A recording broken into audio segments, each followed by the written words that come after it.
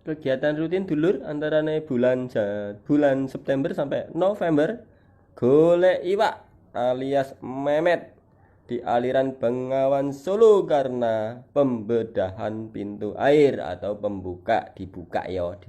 pintu air. Kabeh iki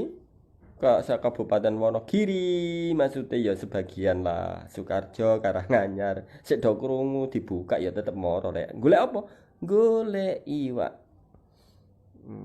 wah akeh lur lho iki pintu utamane no iki pintu utama ya nah alat-alatnya apa iki alat-alatnya ya tak deleng-deleng nih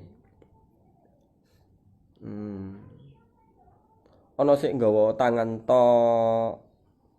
ana sik nggawa apa iku jenenge jala ya jala jaring jala lur jala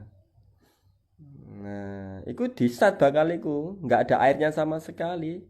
jadi beberapa kemudian nanti bau itu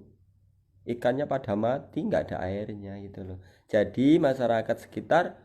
mencari ikan gratis dulu